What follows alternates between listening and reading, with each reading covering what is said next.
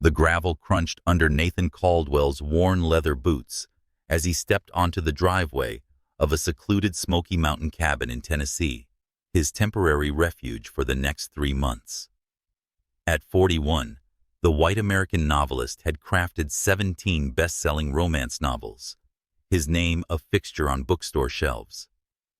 But now, at 4:17 p.m., on a crisp October afternoon in 2025, a blank document haunted his laptop, its blinking cursor a silent accusation of failure.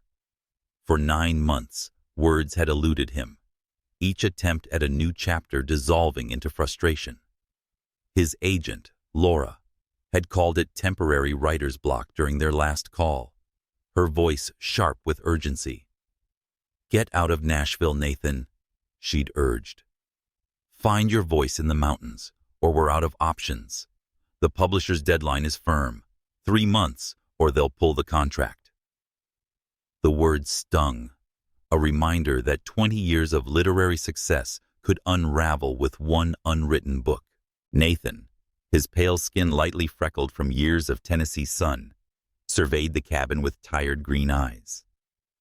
The structure was rustic, its weathered logs blending into the towering pines of the Smoky Mountains.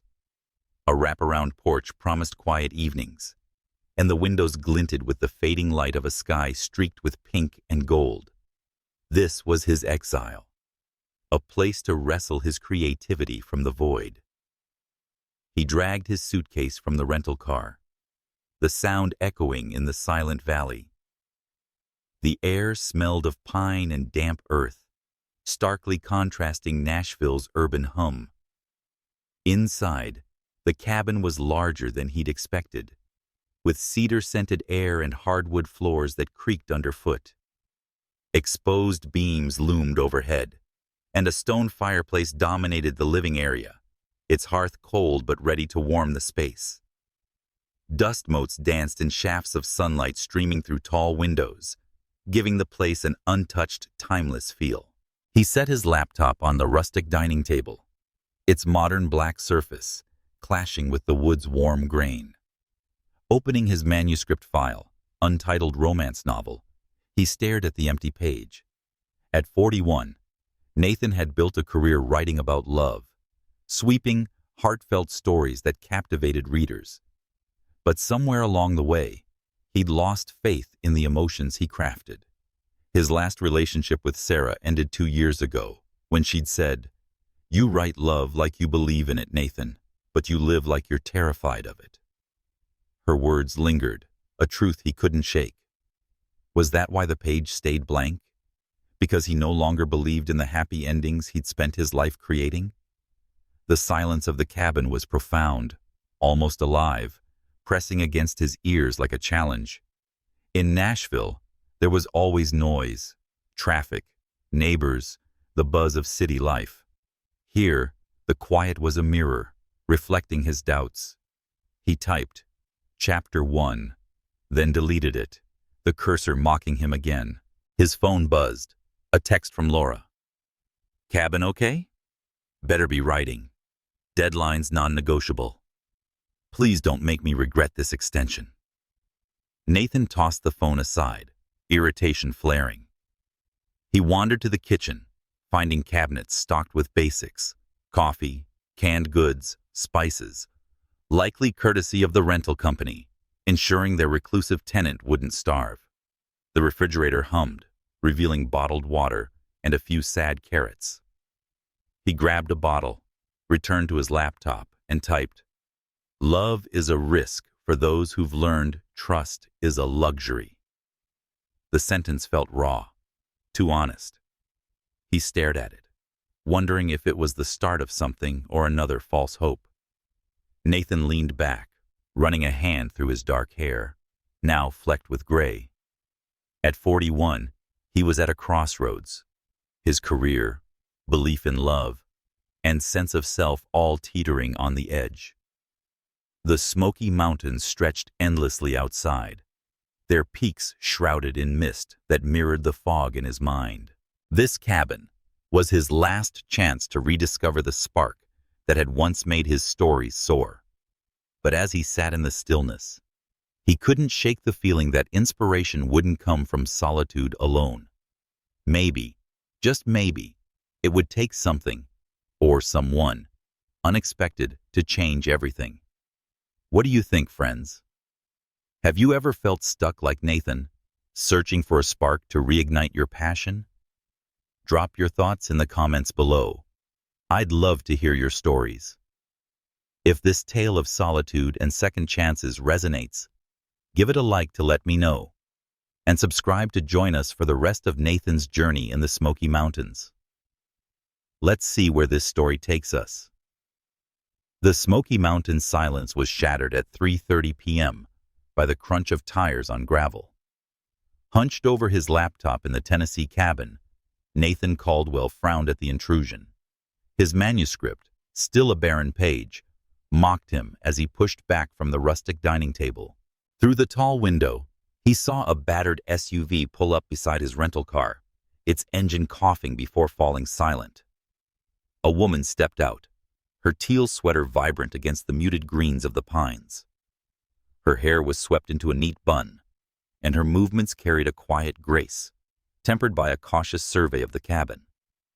A teenage boy followed, his lanky frame slouched in a hoodie, backpack slung over one shoulder, kicking gravel with the universal scowl of adolescent annoyance. Nathan's irritation flared. He'd chosen this cabin for solitude, not company. The rental agreement promised no interruptions, no housekeeping, and no contact unless critical. This had to be a mistake. He strode to the porch, the creak of the weathered boards echoing his mood. The woman looked up as he appeared, and her smile caught him off guard. Warm, genuine, like sunlight breaking through the mountain mist.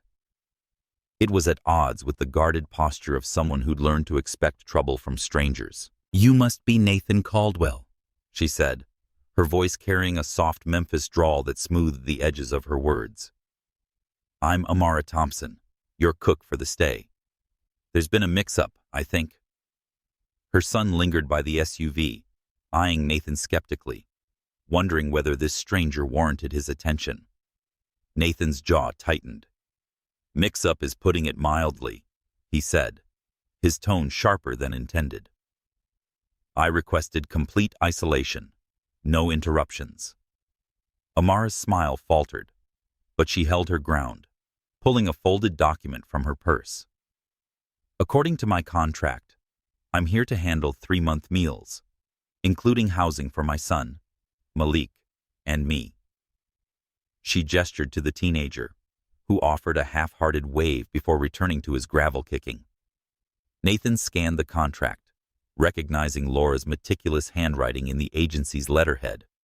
His agent's meddling was unmistakable.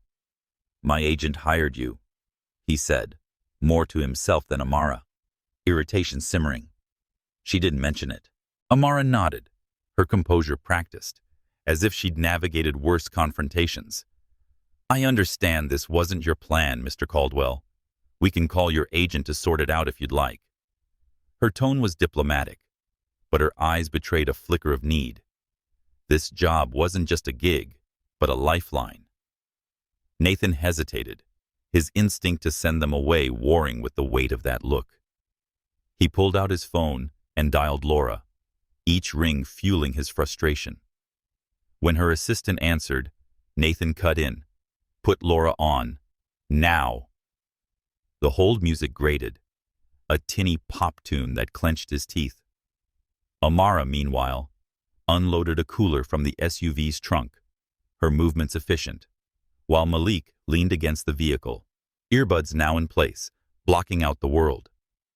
"Laura, what's this about a cook?" Nathan snapped when she finally picked up.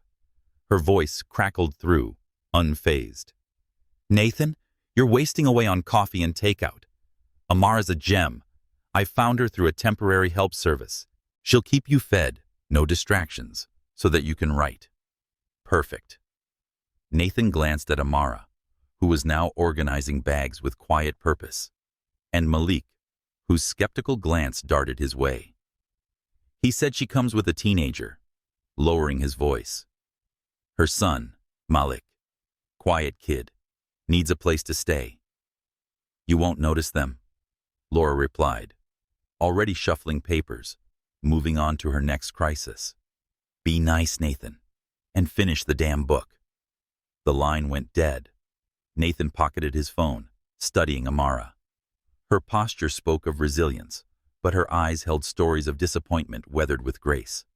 Sending them away felt wrong, like turning away a chance at something he couldn't yet name. Fine, he said, surprising himself. You're staying. But we need ground rules. Amara's shoulders relaxed slightly, relief flickering across her face. I appreciate that, Nathan. We won't interfere with your work. Pulling out one earbud, Malik rolled his eyes with theatrical flair, muttering, Great, stuck with a writer guy. Nathan almost smirked. There was something disarming about the kid's bluntness. I work from 8 a.m. to midnight, Nathan began, crossing his arms. No small talk, no questions about my writing. Meals should be simple, served when I'm ready. You and Malik take the upstairs bedrooms. I'll keep the master downstairs. Amara nodded, her gratitude genuine, though her eyes searched his face for judgment. Finding none, she offered another smile, this one softer, like a promise of warmth to come. Understood. I'll make sure we're out of your way. Malik snorted, hauling a bag toward the cabin. He said this place is creepily quiet, glancing at the towering mountains. Hope you're not writing horror or something. Nathan followed them inside, watching Amara's careful steps, as if she were measuring her place in this unfamiliar space. The cabin, already feeling less like a prison, hummed with new energy. As Amara unpacked the cooler, fresh herbs, a cast-iron skillet, ingredients that hinted at Memphis roots, Nathan felt a stir of curiosity, the first in months. Maybe Laura was right about one thing.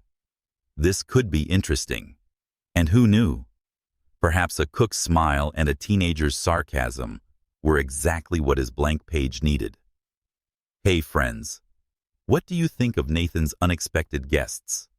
Have you ever had your plans flipped upside down by someone new? Share your stories in the comments. I'm dying to read them.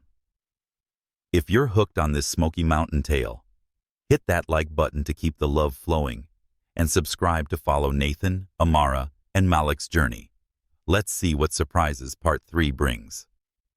Once a silent cage for Nathan Caldwell's writer's block, the Smoky Mountain cabin began to hum with life as Amara Thompson and her son Malik settled in.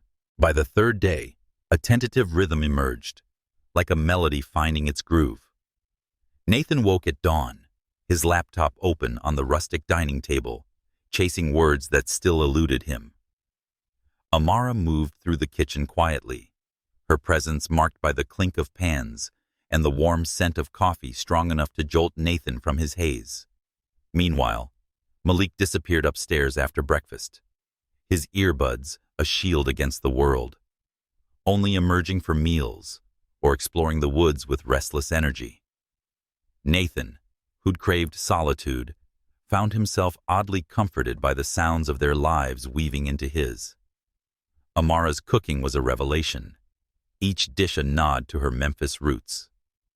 That evening, as the sun dipped behind the misty peaks, she served smothered chicken, its rich gravy infused with thyme and a hint of smoked paprika, paired with cornbread that crumbled perfectly and collard greens kissed with apple cider vinegar. Nathan, used to surviving on takeout sandwiches, paused after his first bite, the flavors sparking memories he couldn't quite place. Maybe of his grandmother's Sunday dinners, long forgotten. This is incredible, he said, his voice betraying a hunger for more than just food. Amara's warm and unguarded smile lit the room. My grandmother's recipe, with a few tweaks. Food's how we show care where I'm from. Malik slouched at the table and grinned despite himself. He said Mom's cooking could make anyone stay, then shot Nathan a look. You write those sappy love books. Weird job for a guy. Nathan leaned back, a smirk tugging at his lips. Weird, but it pays the bills. Malik snorted, forking a piece of chicken. Bet you've got 1,000,000 fans gushing over your books. Amara laughed, a rich sound that carried the cadence of Memphis church suppers, and Nathan felt a stir of curiosity about her world. Not 1,000,000, he said, meeting her gaze, but enough to keep me busy. Dinner became a ritual, a pocket of warmth in the cabin's quiet. Amara shared snippets of her life, stories of Memphis summers, where kids played under hydrants and elders swapped tales on porches. Her voice softened as she described learning to cook in her grandmother's kitchen, the radio always tuned to soul music. She said that food and music hold us together, clearing plates. Nathan, usually guarded, asked, "What's your favorite dish to make?" Amara paused, considering. "Sweet potato pie. It's like a hug on a plate.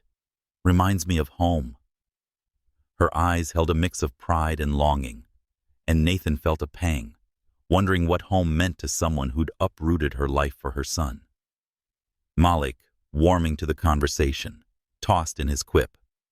"Her pie's so good that people in Memphis would trade their car for a slice." He glanced at Nathan, his skepticism softening. "Have you ever put food like that in your books? Like romance over pie?" Nathan chuckled, surprised by the kid's insight. "Not yet. I should." The idea lingered, and later, alone at his laptop, he typed a line. Her cooking was a language of care, each bite a story of roots and resilience. It was the first sentence in days that didn't feel forced, and he saved it, a small victory. The next evening, as Amara set out plates of fried catfish and hush puppies, Malik sprawled on the couch, sketching in a notebook. Nathan noticed the intricate lines, superheroes, cityscapes, stories in graphite. "You're good," he said, nodding at the page. Malik shrugged, but a flicker of pride crossed his face. "Just messing around. Graphic novels are my thing." Amara, wiping her hands on a dish towel, smiled softly. "He's been drawing since he could hold a pencil. Got that from my dad." Nathan felt the weight of their bond, a mother and son who'd built a world together despite unseen struggles. He wanted to ask more, to peel back the layers of their story, but Amara's careful glances reminded him of boundaries not yet crossed. As they ate, the cabin's stillness gave way to easy banter. Malik teased Nathan about his fancy writer life, and Nathan countered with questions about Malik's favorite comics.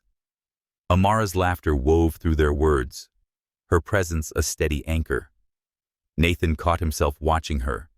Her hands moved with purpose, and her smile seemed to hold both joy and caution. He felt a pull toward connection for the first time in years, not just the fictional kind he crafted. His manuscript remained sparse, but the blank page felt less daunting, as if Amara's warmth and Malik's sharp wit were loosening something inside him. Nathan looked forward to these shared moments by the week's end, though he'd never admit it. Amara's cooking, Malik's reluctant grins, the rhythm of their lives. It was stirring something he'd buried since Sarah left. Maybe solitude wasn't the answer. Perhaps the people slipped into your life uninvited, bringing chaos and possibility in equal measure. Hey friends, isn't it wild how a shared meal can spark something new? Have you ever found a connection in an unexpected place, like Nathan's starting with Amara and Malik?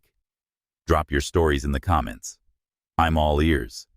If you love this Smoky Mountain journey, hit that like button to keep the vibe going, and subscribe to see how these dinners change everything. What's next for our trio? Let's find out in part 4. The Smoky Mountain cabin had settled into a fragile harmony by the 5th day. Its quiet no longer oppressive, but alive with the rhythm of Nathan Caldwell, Amara Thompson, and her son Malik's shared existence. Nathan spent mornings at his laptop, coaxing words onto the page with less resistance, inspired by the warmth of Amara's dinners and Malik's sharp banter. Amara moved through the kitchen purposefully, her Memphis-inspired dishes filling the air with comfort, while Malik explored the woods or sketched superheroes in his notebook. But on a cloudy Wednesday, as a drizzle pattered against the cabin's windows, an unexpected discovery shifted their fragile balance, pulling Nathan and Amara into a story from the past. Around noon, Amara's voice echoed from upstairs, tinged with uncertainty. "Nathan, you should see this." He saved his manuscript, a modest 7 pages now, the words carrying a new honesty, and climbed the creaking stairs to the upstairs bedroom Amara had claimed. She stood by an antique writing desk tucked beneath a window, the misty peaks of the Smoky Mountains framing her silhouette. In her hands was a bundle of letters, tied with a faded blue ribbon, their edges yellowed with age. "I wasn't snooping," she said quickly, her eyes meeting his. "I was dusting, and the ribbon got caught in the drawer. When I tugged it free, these came with it." Nathan approached, his curiosity piqued. The top envelope bore careful penmanship, addressed to Eleanor Caldwell at this very cabin, with a return address from Samuel Caldwell in Nashville, postmarked April 15th, 1987. Nathan's breath caught. Samuel was his uncle, a shadowy figure his father rarely mentioned, their estrangement a mystery. "These are old," he murmured, unfolding the letter with care. Amara leaned closer, her shoulder brushing his, her presence steadying as he read aloud. "My dearest Eleanor, the dogwoods bloom in Nashville, and I think of you. I know you're married, and our time in this cabin was stolen, but I dream of mornings here, sharing coffee in silence. Some loves are worth fighting for, even when they seem impossible." Amara's voice was soft, almost reverent. She was married. This was a forbidden love. Nathan nodded, his mind racing. The letter's words, raw and aching, echoed his doubts about love, the kind he'd written about but stopped believing in. He glanced at the bundle. Dozens of letters, spanning 1987 to 1989. "Samuel was my uncle," he said, piecing together fragments of family lore. "My father said he moved south, but they stopped talking years ago.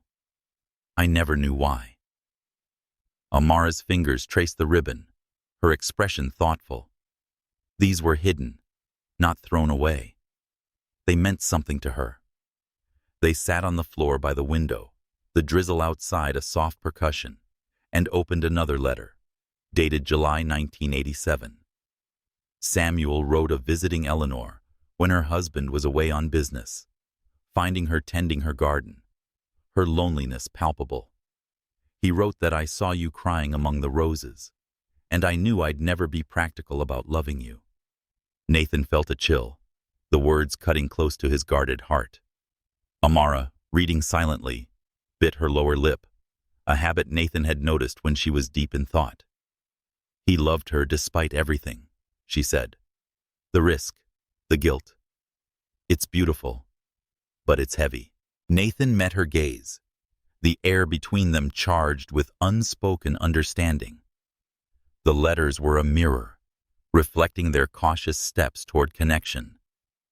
He thought of Amara's careful smiles, and how she navigated the cabin, like someone used to protect her space. "Do you think they got their happy ending?" he asked, his voice quieter than intended. Amara's eyes held his, searching. "Maybe not the kind you write about, but there's something real here. Love that doesn't need to be perfect to matter." Her words, steeped in the resilience of her Memphis upbringing, hit Nathan like a spark, igniting ideas for his novel. They read another letter, dated October 1988, where Samuel described a stolen afternoon in the cabin. Eleanor's laughter filling the silence he'd grown to cherish. Nathan imagined his uncle, a man he'd never met, pouring his heart into ink, defying convention for a love that couldn't last. Amara's voice broke his reverie. This reminds me of my grandmother's stories. Love that holds on, even when life pulls you apart. She'd say it's like cooking. You put your heart in, even if the recipe doesn't turn out as planned. Nathan smiled, the image grounding the letters in her world, her heritage. As the rain intensified, they tucked the letters back into the drawer, agreeing to read more later. Nathan felt a shift. The cabin was no longer just a retreat, but a place where stories, past and present, intertwined. Amara's presence, her quiet strength, made the prospect of uncovering his family's secrets feel less like a burden and more like a shared journey. Downstairs, Malik's music drifted from his room, a reminder of the life they were building here. Nathan's fingers itched to write, to capture this moment where history and possibility collided. Hey friends, what would you do if you found love letters from a forgotten past? Would you read them or leave them hidden? Share your thoughts in the comments. I'm curious to hear. If these Smoky Mountain secrets have you hooked, give this a like to keep the story alive, and subscribe to join Nathan and Amara as they unravel more in Part 5. What's next for these letters and their growing bond? Let's find out. The Smoky Mountain cabin, now a fragile home for Nathan Caldwell, Amara Thompson, and her son Malik, hummed quietly by the 6th evening. Nathan's laptop glowed with a few new pages. Amara's cooking filled the air with comfort, and Malik navigated the unfamiliar space with the cautious energy of a teenager caught between hope and skepticism. But beneath the surface of their shared dinners and tentative banter, Malik carried a weight he rarely let show. As the stars emerged over the Tennessee peaks, a moment of vulnerability revealed his longing for stability, pulling Nathan deeper into the lives he hadn't meant to join. After dinner, Amara's buttermilk fried chicken with macaroni and cheese that Malik declared better than any comic book. The teenager retreated to his upstairs room. Nathan, clearing plates to help Amara, heard music drifting through the floorboards, a soulful beat that reminded him of her Memphis stories. Curious, he climbed the stairs, pausing at Malik's open door. The boy sat cross-legged on the bed, his sketchbook open, pencil moving swiftly across the page. A laptop played a video call, the screen showing a friend with a familiar Memphis drawl. Nathan lingered, unnoticed, as Malik's voice carried a raw edge. "Mom says this school might stick, man," Malik said, his pencil pausing. "But we've moved 4 times in 3 years. New schools, new faces, same promises. I want a place to stay, you know? Somewhere I can be normal, not the kid who's always leaving." His friend's voice crackled through the speakers. "That sucks, Malik. You like it there at least?" Malik shrugged, his expression caught between hope and resignation. "It's quiet. Too quiet. But Mom's happier here. And that writer guy, Nathan, he's not as weird as I thought. Still, I keep waiting for the catch. There's always a catch." Nathan's chest tightened. Malik's words echoed his fears of failure and promises unkept. He thought of Sarah, his ex, who'd called him out for hiding behind his novels, afraid to live the love he wrote. Malik's longing for roots, for a life without upheaval, felt like a mirror to Nathan's retreat into solitude. He knocked softly on the door frame, not wanting to intrude but unable to walk away. Malik looked up, startled, and muted the call. "Yo, what's up?" he asked, his tone defensive but curious. "Didn't mean to eavesdrop," Nathan said, leaning against the frame. "Just heard you talking about normal. Got me thinking, what's every day look like for you?" Malik hesitated, his fingers tightening around the pencil. His sketchbook showed a superhero in mid-flight, a city skyline behind him, detailed and alive. "Normal's staying put," he said finally, Having friends who don't forget you when you move. Playing basketball without wondering if I'll be gone by the season's end. Mom tries so hard, but we're always running from something. Nathan nodded, sitting on the edge of the bed, when Malik didn't object. Sounds like you've been carrying a lot, he said. Your mom's doing her best to give you that normal. Malik's eyes flicked to the sketchbook, then back to Nathan. Yeah, I know. She's always been there, no matter what. But sometimes I wish I could make it easier for her. If I could stay out of trouble, maybe we wouldn't have to keep starting over. His voice cracked, revealing a teenager wrestling with guilt and hope. What's the trouble you're talking about? Nathan asked gently, sensing a deeper story. Malik's shoulders tensed, but he answered, his words slow. Back in Memphis, I got into fights sometimes. Kids are talking about my dad and saying stuff about mom. I'd lose it. It made things worse and got us noticed in all the wrong ways. That's why we left the last place. Mom said it was for a fresh start, but I know it was because of me. Nathan saw the weight of that confession, the way Malik carried his mother's sacrifices like a burden. Nathan said, you're not the reason she's fighting so hard. His voice steady. She's fighting for you, not because of you. Big difference. Malik's eyes met his, searching for sincerity. Finding it, he nodded slightly, flipping the sketchbook closed. Maybe. Still feels like my fault sometimes. Nathan pointed to the drawing. That hero you drew, he's got a story, right? Maybe he's figuring out how to save himself first. That's what you're doing too. Downstairs, Amara's voice called. Malik, dishes need drying. Malik rolled his eyes but grinned, a flicker of his usual bravado returning. Gotta go, writer guy. Mom's got me on chore duty. As he headed downstairs, Nathan lingered, the conversation settling into him like a new sentence in his manuscript. Malik's vulnerability, his yearning for stability, felt like a thread he could weave into his novel, a story about heroes who didn't need capes, just a place to call home.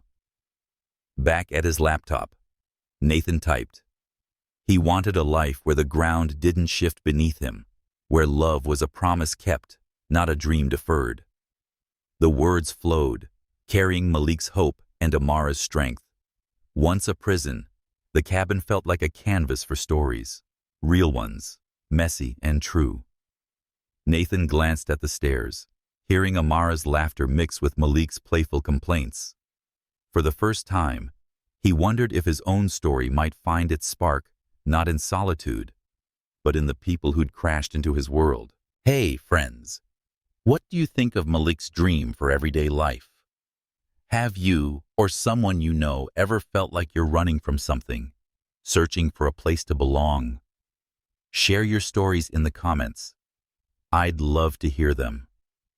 If Malik's heart and Nathan's growing connection to this family are pulling you in, hit that like button to keep the story going, and subscribe to see what unfolds in Part 6. Will the letters reveal more secrets, or will something else shake this Smoky Mountain cabin? Let's find out. The Smoky Mountain cabin, now a fragile sanctuary for Nathan Caldwell, Amara Thompson, and her son Malik, thrummed with unspoken stories by the 7th morning. Nathan's manuscript had grown to 10 pages, each word infused with the warmth of Amara's dinners and the raw honesty of Malik's confessions. The rhythm of their shared life, coffee at dawn, Malik's sketches, Amara's soulful cooking, had softened the edges of Nathan's solitude. But beneath Amara's steady smiles and careful movements lay a past she guarded closely. On a quiet Saturday, as the Tennessee mist clung to the pines, a conversation unveiled her scars, drawing Nathan deeper into her world and stirring emotions he wasn't ready to name. Nathan sat at the dining table, sipping Amara's strong coffee, the aroma grounding him as he reviewed his latest paragraph. Her strength was a quiet fire, forged in battles she never spoke of. The words felt like a tribute to Amara, whose presence filled the cabin with purpose. She was in the kitchen, kneading dough for biscuits, her hands moving with the rhythm of someone who found solace in routine. Malik was outside, sketching the jagged peaks from the porch, his music faintly audible through the open window. Nathan watched Amara, her focus unbroken despite the weight she carried. He'd overheard Malik's longing for stability, and now he wondered about the battles that had brought them here. Nathan said those biscuits smell like they could start a revolution, breaking the silence. Amara glanced up, her smile soft but guarded. My grandmother's recipe. She swore biscuits could fix anything. Hunger, heartbreak, you name it. Her Memphis drawl wrapped the words warmly, but her eyes held a shadow. Nathan set down his mug, sensing an opening. You talk about her a lot. She must have been something special. Amara paused, her hands stilling on the dough. She was. Raised me when my parents couldn't. Her kitchen was where I learned to keep going, no matter what life threw at me. Nathan leaned forward, his curiosity gentle but persistent. What did life throw at you, Amara? You and Malik have this strength, but it feels hard-won. Her fingers tightened on the rolling pin, and for a moment, he thought she'd deflect. Then she sighed, a sound heavy with memory, and met his gaze. I married young, she said, her voice low. Darius, Malik's father. He was all charm at first. Big promises, bigger dreams. I was 19 and thought I could love him into being the man he said he'd be. But charm turned to control, then worse. 4 years in, I hid bruises under long sleeves, telling Malik everything was fine. Nathan's jaw clenched, anger rising for a man he'd never met. Amara continued, her words measured but raw. One night, Darius came home drunk, yelling about some job he'd lost. Malik was asleep, or so I thought. Darius grabbed me, and I fought back. The first time I did.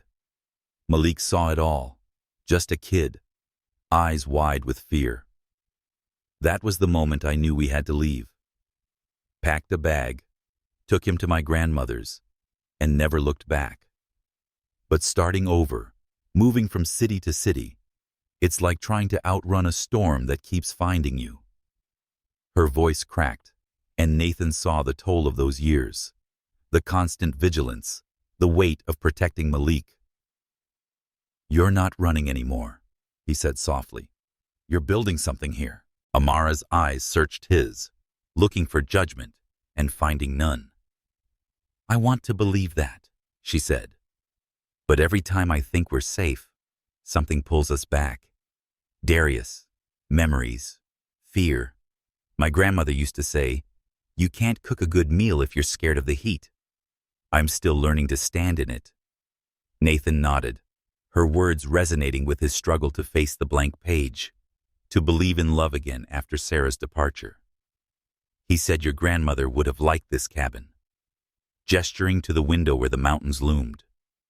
Amara's smile returned, softer now. She would have. She loved places where you could hear yourself think. Said that's where you find the truth. About yourself. About what matters. She resumed kneading, her movements steadier.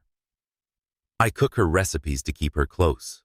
It keeps me grounded and reminds me who I am. Malik's footsteps thudded on the porch, breaking the moment. He poked his head inside, holding up his sketchbook. Yo, Mom, check this. Drew the mountains like they're guarding something. Amara's face lit up, her pride in him a quiet force. That's beautiful, baby. You're getting better every day. Malik grinned, then glanced at Nathan. Are you going to write about this place? Bet it's got stories. Nathan chuckled, inspired. It's starting to. As Amara slid the biscuits into the oven, Nathan returned to his laptop, typing. She carried her past like a recipe, each scar an ingredient in her resilience. The words flowed, Amara's story weaving into his narrative. The cabin felt less like exile and more like a place where truths could surface, where broken pieces could mend. Amara's strength, Malik's hope. They were rewriting his story, line by line. Hey friends, what do you make of Amara's courage in sharing her past? Have you ever had to rebuild after a storm in your life? Drop your thoughts in the comments. I'm eager to hear your stories. If Amara's strength and Nathan's growing connection are pulling you in, hit that like button to keep this tale cooking, and subscribe to see what secrets unfold in part 7. Will the letters deepen their bond, or will the past cast a shadow? Let's find out. The Smoky Mountain cabin, now a haven of tentative trust for Nathan Caldwell, Amara Thompson, and her son Malik, pulsed with a warmth that belied its rustic solitude by the 8th evening. Nathan's manuscript had crept to 12 pages, each line infused with the raw authenticity of Amara's resilience and Malik's quiet hopes. Their shared dinners had become a ritual, a space where guarded hearts softened, and the Tennessee air carried whispers of possibility. On a crisp Sunday night, as stars glittered above the misty peaks, a moment of connection, woven with music, laughter, and unspoken longing, deepened their bond, pulling Nathan closer to a story he hadn't planned to live. Amara stood at the kitchen counter, slicing peaches for a cobbler, the scent of cinnamon mingling with the piney air drifting through the open window. At his laptop, Nathan paused to watch her, her movements a dance of purpose and grace. Malik sprawled on the couch, his sketchbook open, pencils scattered like a battlefield. A record player, unearthed from a cabinet, spun Nina Simone's soulful voice, filling the cabin with notes that felt like Amara's Memphis roots brought to life. "My grandmother loved Nina," Amara said, catching Nathan's gaze. "She'd play this after a long day, say it was medicine for the soul." Nathan smiled, the music stirring something in him. "She had good taste. This feels like it belongs here." Malik looked up, his usual skepticism softened by the melody. "Mom's always playing old stuff, but it's dope." He flipped his sketchbook to a new page, sketching a figure that looked suspiciously like Nina Simone, her silhouette framed by mountains. Nathan leaned over, impressed.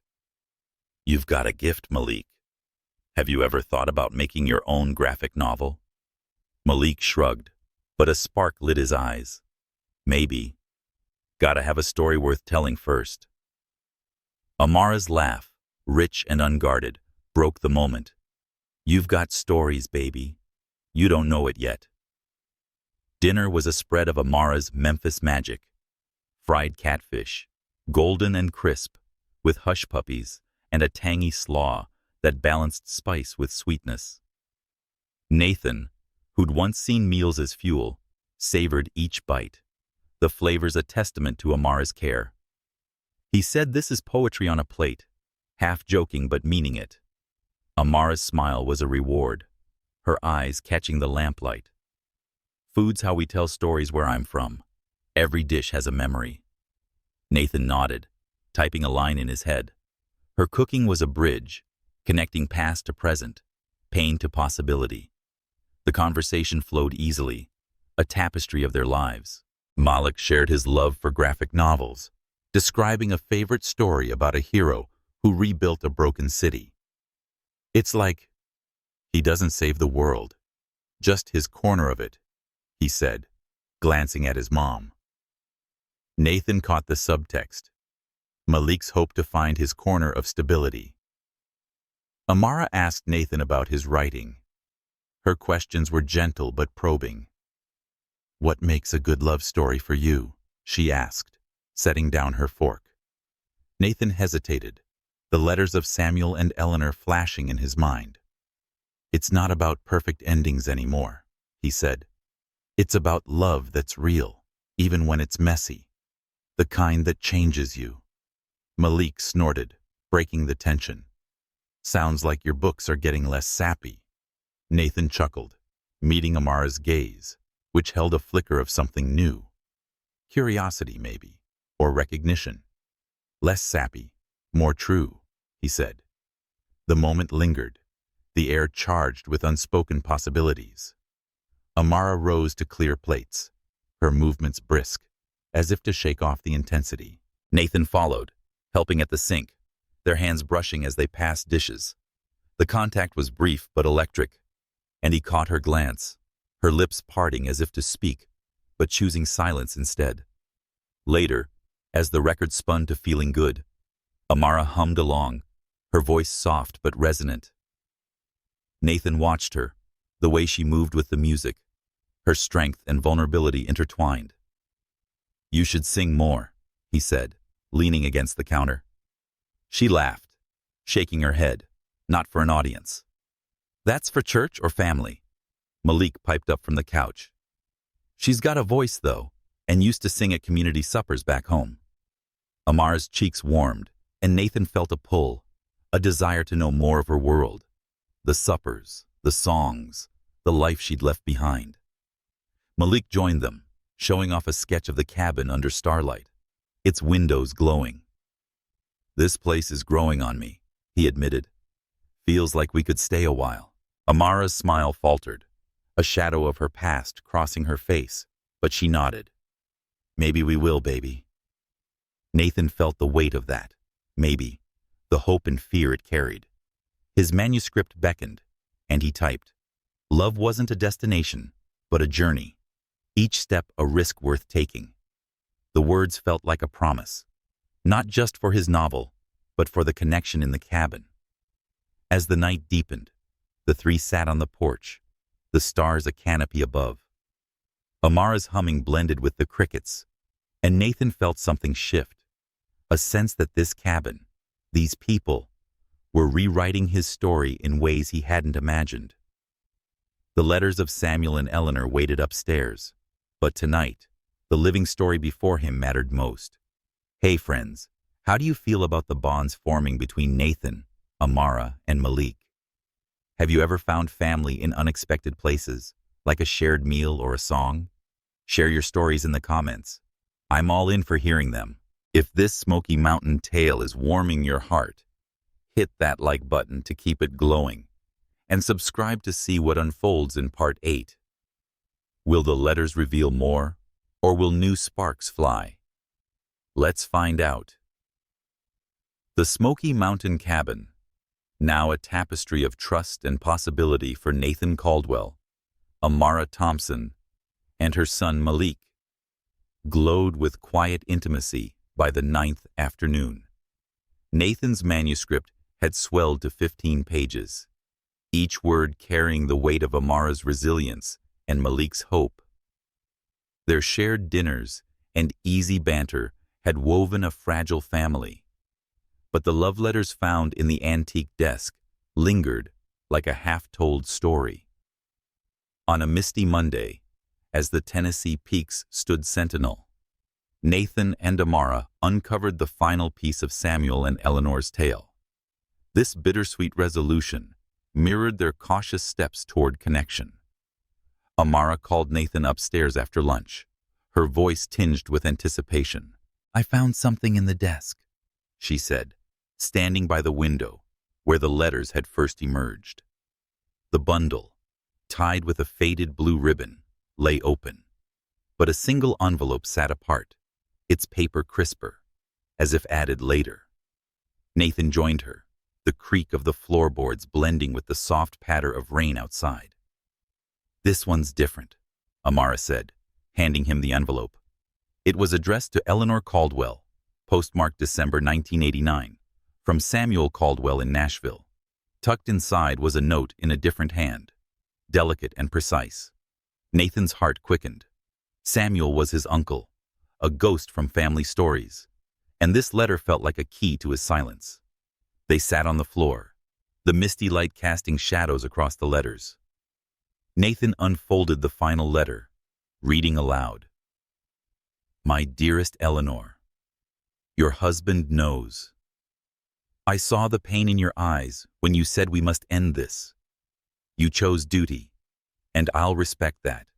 though it breaks me. I dream of our afternoons in this cabin, your laughter brighter than the stars. I'll carry you always, but I'll stay away, as you asked. Live well, my love. Yours, Samuel. Amara's breath caught, her fingers brushing the ribbon. He let her go, she whispered. That's love. Letting someone choose, even when it hurts. Nathan turned to the note, written in Eleanor's hand. Samuel, I kept these to remember. Love is honest, even when it can't last. I'm staying with him, but you'll always have a piece of my heart. Thank you for showing me I could feel this way. Eleanor. Nathan's voice faltered, the words hitting close. His father had never spoken of Samuel after 1989, and now he understood. The affair had fractured their family, leaving Samuel estranged, his love for Eleanor a secret buried in this cabin. Nathan said they didn't get their happy ending, his gaze meeting Amara's. But they changed each other. Amara nodded, her eyes reflecting the lamplight. My grandmother used to say, love's like a good meal. It doesn't need to be perfect to nourish you. Their story is sad, but beautiful. Her Memphis drawl carried a quiet reverence, tying the letters to her history of resilience. Nathan thought of her past, the scars she'd shared, and saw a parallel. Love that endured despite pain, like the stories she wove into her cooking. It's making me rethink my novel, he admitted. I've been writing perfect love stories, but maybe the real ones are messier, like this. They spread the letters between them, piecing Samuel and Eleanor's story together. Earlier letters spoke of stolen moments, Eleanor tending her garden, Samuel bringing her coffee, their love blooming in the spaces her husband's absence left. But the final letter revealed her choice to stay, bound by duty or fear, and Samuel's sacrifice to let her go. Nathan felt a pang for his uncle, who'd risked everything for love, only to lose it. My father cut him off after this, Nathan said, his voice low.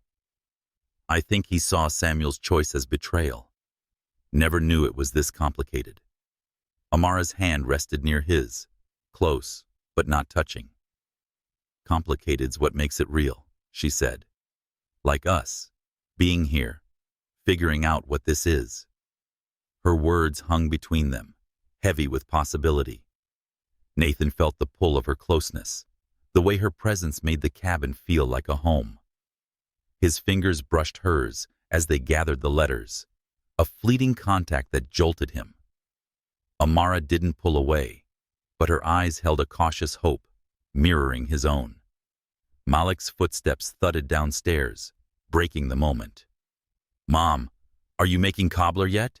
He called, his voice light with hunger. Amara laughed, tucking the letters back into the desk. Patience, baby, she replied, glancing at Nathan with a smile that felt like a promise. Back at his laptop, Nathan typed, Love was a scar and a gift, a wound that taught you how to live. The words flowed, inspired by Samuel's sacrifice and Amara's strength. The cabin, once a place of exile, now held stories that demanded to be told. Hey friends, what do you think of Samuel and Eleanor's bittersweet love? Have you ever found beauty in a story that didn't end happily? Share your thoughts in the comments. I'm dying to hear them. If this Smoky Mountain tale of love and sacrifice is tugging at your heart, hit that like button to keep it alive, and subscribe to see what Nathan and Amara uncover in Part 9. Will their story echo the past, or forge a new path? Let's find out. The Smoky Mountain Cabin, a fragile haven for Nathan Caldwell, Amara Thompson, and her son Malik, thrummed with quiet hope by the 10th morning. Nathan's manuscript had grown to 18 pages, each word woven with the raw truth of Samuel and Eleanor's letters and the warmth of Amara's presence. Their shared dinners, with Malik's wit and Amara's Memphis stories, had turned the cabin into a home. But on a chilly Tuesday, as the Tennessee mist curled around the pines, a phone call shattered their peace, bringing Amara's past roaring back and testing the bonds they'd built. Nathan sat at the dining table, his laptop open, typing a line inspired by the letters. Love was a risk, a leap into the unknown, worth taking, even if it broke you. The words felt alive, a reflection of his growing feelings for Amara. She was in the kitchen, stirring a pot of red beans and rice, the scent of smoked sausage filling the air. Malik was at school, and his sketches of the mountains left on the counter showed his settling into this new life. The quiet was broken by Amara's phone buzzing on the counter. She glanced at the screen, her face tightening, and Nathan knew something was wrong before she answered. "Darius?" "No," Amara said, her voice low but firm, her hand gripping the counter. "You can't come here. There's a restraining order." Nathan's fingers stilled on the keyboard, his attention shifting to her. Amara paced, her free hand pressed to her forehead, a gesture Nathan recognized as her fighting to stay calm. "You don't get to disrupt Malik's life again," she continued, her Memphis drawl sharp with resolve. "He's settled, making friends, and doing well in school." Nathan stood, moving closer, his protective instinct flaring as he caught fragments of a man's voice through the phone, insistent and angry. "How did you find us?" Amara's voice rose, fear creeping in. "Your mother?" "I should have known." Her face went pale, and she hung up abruptly, staring at the phone as if it might strike. Nathan stepped into the kitchen, his presence a quiet anchor. "Amara, what's going on?" he asked gently. She turned, her eyes bright with unshed tears, her composure fraying. "Darius, Malik's father," she said, her voice trembling. "He's in Tennessee. His mother gave him our address. He says he's coming to fix things, but he's done this before. Shows up, makes promises, then leaves us broken." Nathan's jaw clenched, Amara's earlier confession about Darius's abuse flashing in his mind. The bruises, the night she fought back for Malik's sake. "There's a restraining order?" he asked, piecing it together. Amara nodded, her hands twisting a dish towel for 2 years. "He put me in the hospital twice, Nathan. I got it after he showed up drunk at Malik's school, humiliating him. But Darius doesn't care about rules. He wants control, and he knows how to scare us." Her voice cracked, revealing the weight of years spent running. Nathan moved closer, resisting the urge to reach for her. "You're not alone this time," he said, his voice steady. "He can't just show up here." Amara's eyes searched his, a mix of fear and fragile hope. "You don't know him," she said. "He's like a storm, keeps coming until you're worn down." Nathan shook his head. "Then we weather it together. You and Malik deserve to stay and build something here." Amara's lips parted, as if to argue, but she stopped, her shoulders sagging with the weight of his words. The cabin felt smaller, the air charged with the threat of Darius's arrival. Nathan glanced out the window, half expecting to see a truck on the gravel drive. Amara resumed stirring the pot, her movements mechanical, a shield against panic. "I'm cooking this for Malik," she said, almost to herself. "He loves red beans and rice. Reminds him of my grandmother's suppers, when we'd sit around her table, safe." The mention of her Memphis roots grounded her, and Nathan saw the strength that had carried her through years of upheaval. Malik's return from school broke the tension, his backpack slung over one shoulder as he bounded in. "Mom, smells amazing," he called, oblivious to the storm brewing. Amara forced a smile, her voice steady. "Dinner's almost ready, baby." Nathan caught her glance, a silent agreement to keep Malik in the dark. But as they sat to eat, Nathan felt the weight of Darius's threat, a shadow over their fragile family. His manuscript waited, but so did a fight. one he hadn't signed up for, but wouldn't walk away from. Nathan typed a new line. Sometimes love meant standing firm, not for a happy ending, but for the right to try. The words were a vow, not just for his novel, but for Amara and Malik. The cabin, once his exile, was now a battleground for something worth protecting. Hey friends, how would you face a threat from the past like Darius? Have you ever had to protect someone you care about from a storm that wouldn't stop? Share your stories in the comments. I'm eager to hear them. If this Smoky Mountain tale of courage and connection is gripping you, hit that like button to keep it alive, and subscribe to see what happens in part 10. Will Darius shatter their peace, or will Nathan and Amara stand firm? Let's find out. The Smoky Mountain cabin, a fragile sanctuary for Nathan Caldwell, Amara Thompson, and her son Malik, stood tense under the weight of an impending storm.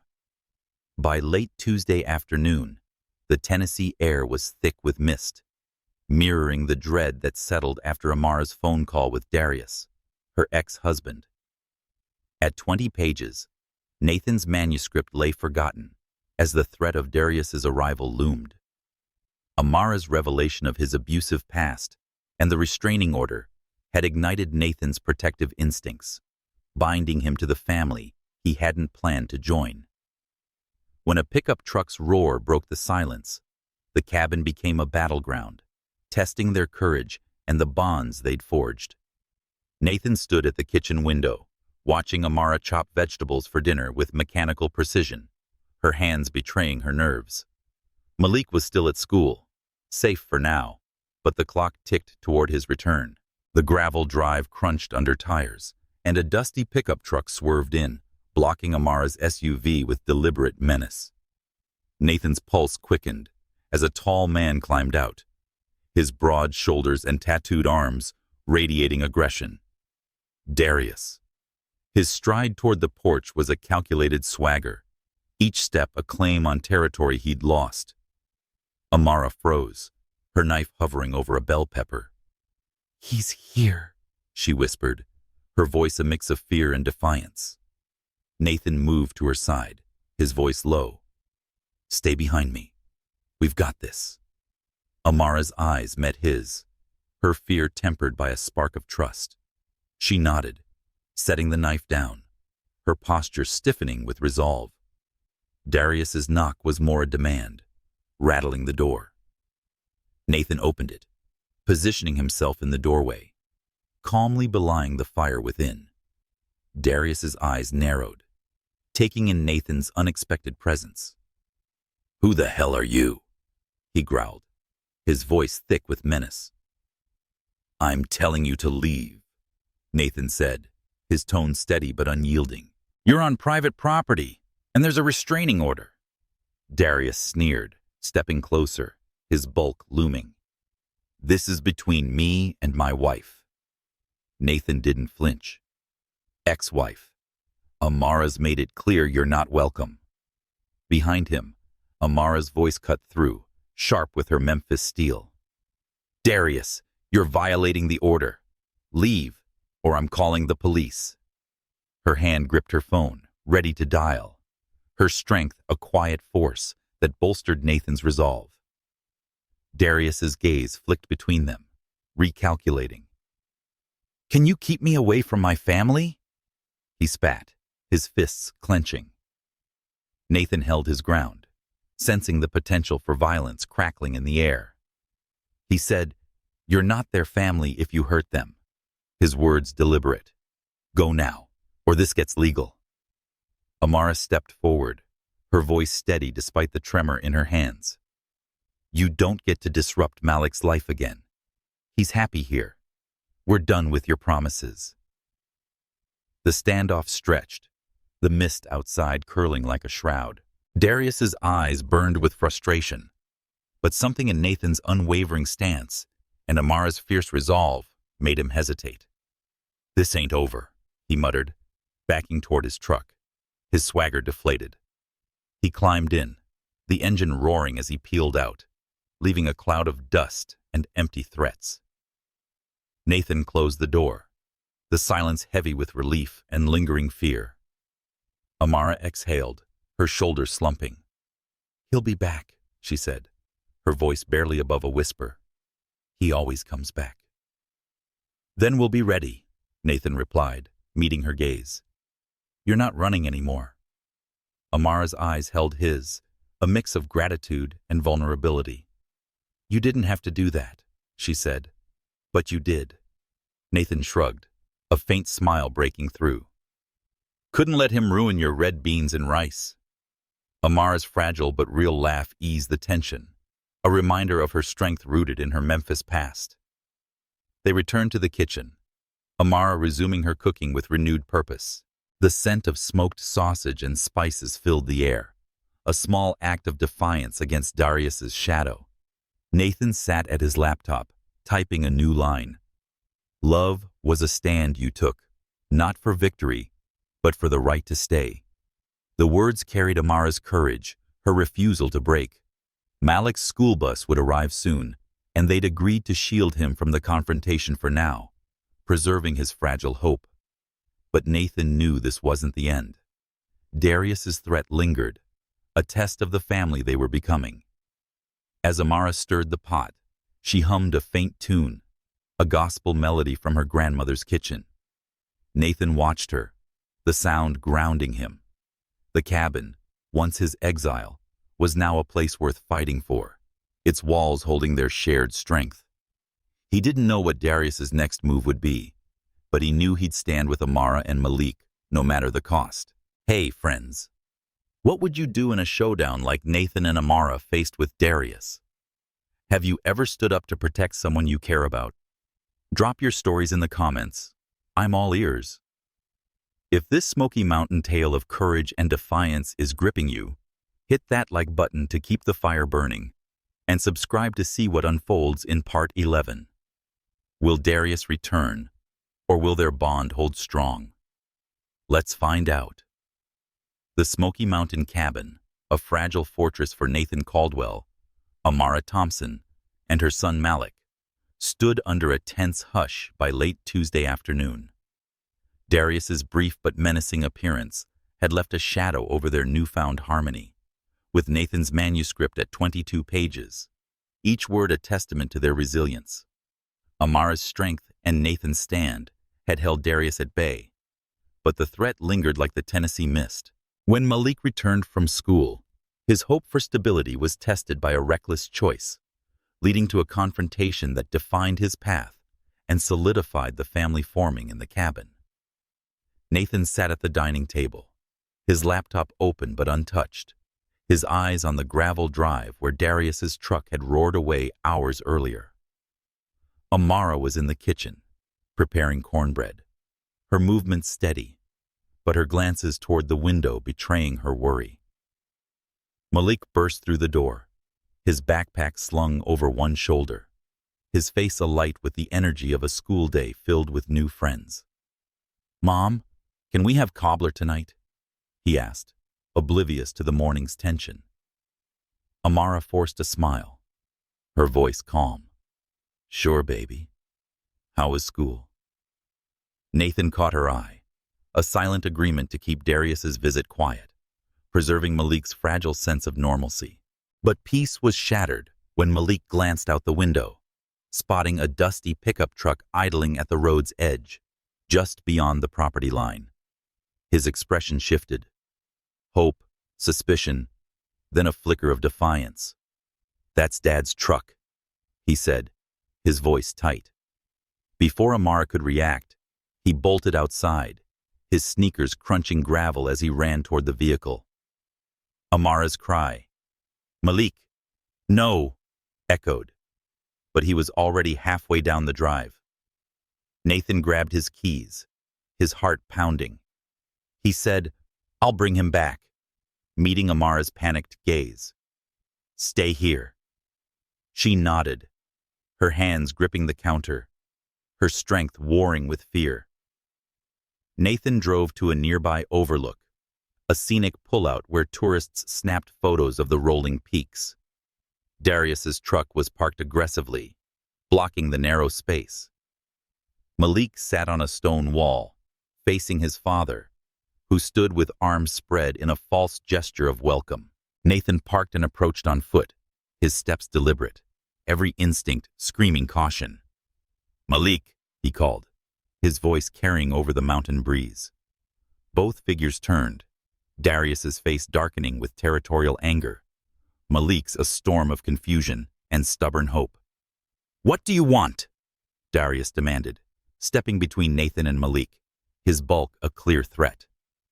Nathan replied that he wanted to talk to Malik, his tone calm but firm, privately. Darius's fists clenched, his eyes narrowing. "You're not his father." Nathan held his ground. "No, but I care about him. That's more than you've shown." Malik's gaze darted between them, his hope fraying. "It's okay, Dad," he said quietly. "I'll talk to him." Darius hesitated, his aggression faltering under Malik's uncertain stare, then muttered about getting a drink in town and stalked to his truck, tires spitting gravel as he left. Nathan sat beside Malik on the wall, the peaks stretching endlessly before them. "Your mom's worried sick," he said, keeping his voice gentle. Malik kicked at the gravel, his shoulders hunched. "He's my dad. He says he's been sober for 6 months and got a job. What if he's changed?" Nathan took a breath, choosing his words carefully. 6 months is good. What's his longest stretch before? Malik frowned, thinking. 3 months, maybe 4. Then he'd leave, say he needed space. Nathan nodded. "And your mom told me about the restraining order. He's not supposed to be here. That's not change, Malik." Malik's eyes widened, the truth hitting hard. "She didn't tell me that," he whispered, his voice small. Nathan leaned forward, his tone steady. "Your mom's been protecting you. She left him because he hurt her and scared you. I know he's your dad, but being a father means showing up and putting you first, like your mom does every day." Malik's gaze dropped to the gravel, his hands twisting together. "I heard him when I was little, yelling and breaking stuff. Mom tried to hide it, but I knew. I ran to him today because maybe I thought I could fix it." Seeing Malik's guilt mirror his fears of failure, Nathan's heart ached. "You're not the one who needs to fix him," he said. "You're 15, figuring out your own story. Your mom's allowing you to write it here, with friends, with a home." Malik looked up, tears brimming but unshed. "I want to go home to Mom," he said, his voice firm despite the tremble. Nathan nodded, standing. "Let's go." They drove back in silence, the cabin's lights a beacon in the dusk. Amara stood on the porch, her face crumpling with relief as Malik climbed out.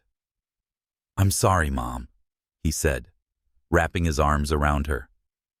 "I thought he might be different." Amara held him tight, her voice soft. "You don't need to apologize, baby. You keep being you." Nathan watched the moments sealing their bond as a family, fragile but real. His manuscript waited, a new line forming. "Love chose who you came home to, even when it hurt." Hey, friends, what do you think of Malik's tough choice? Have you ever had to decide between hope and reality in a relationship? Share your stories in the comments. I'm all in for hearing them.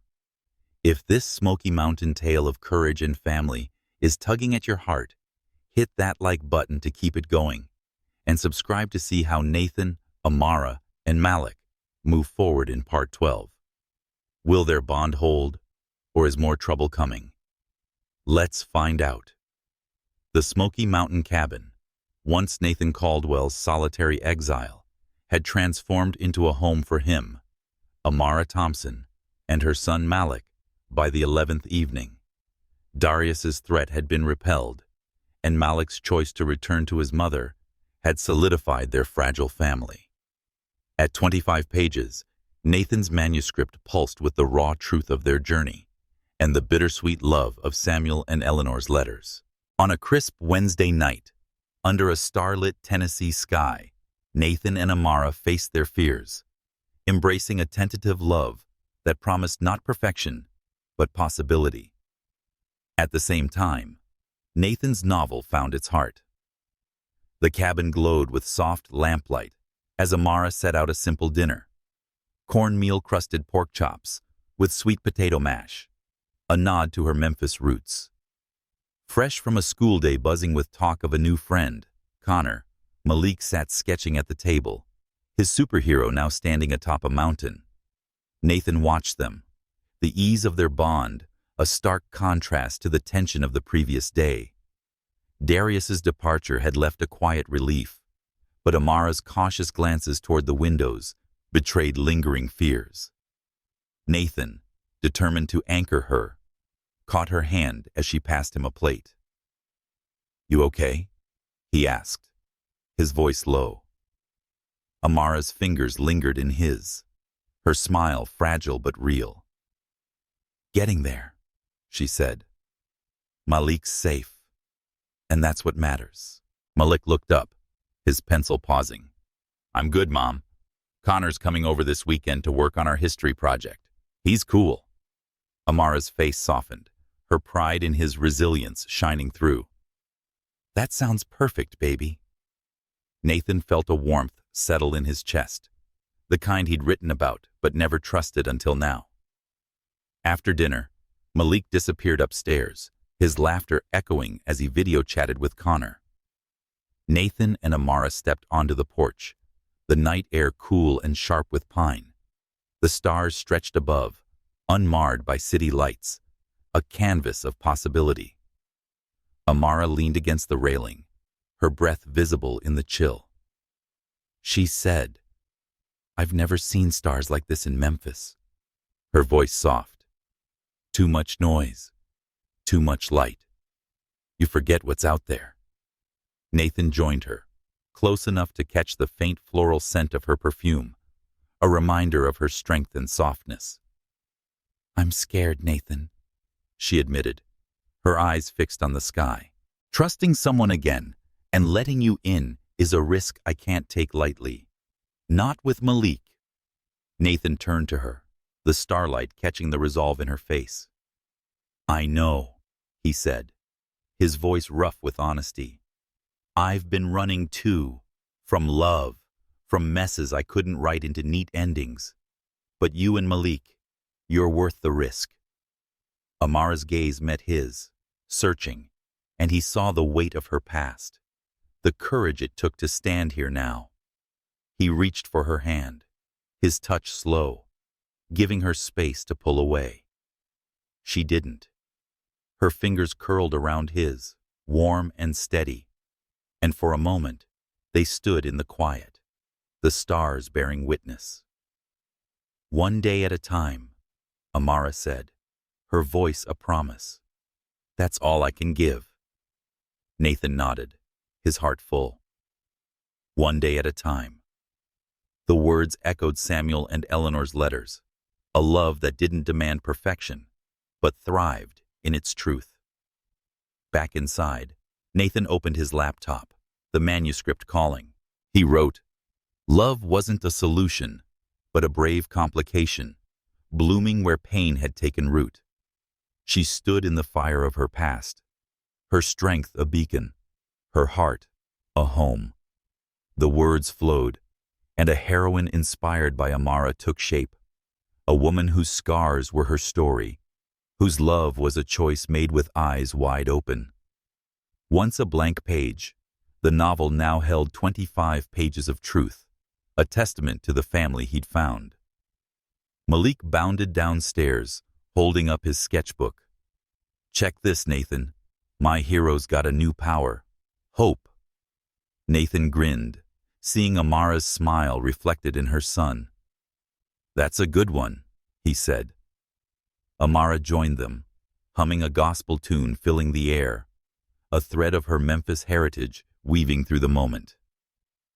"Finish your book," she told Nathan, her eyes warm. "I want to read how it ends." He pulled her close, the cabin alive with their shared story. "It's just beginning," he said. The next morning, Nathan typed an excerpt for his novel. She carried her roots in every step, her love a recipe of courage and care, served under a sky that promised new mornings. The words were Amara, Malik, and the cabin, a story of love that bloomed despite scars, like Samuel and Eleanor's, but with a chance to write its ending. Hey friends, what do you think of Nathan and Amara's leap toward love? Have you ever taken a risk on a new beginning, trusting despite the scars? Share your stories in the comments. I'm dying to hear them. If this Smoky Mountain tale of hope and family has your heart, hit that like button to keep the stars shining, and subscribe to catch more stories like this. What's next for our trio? Stay tuned for more tales of love and courage.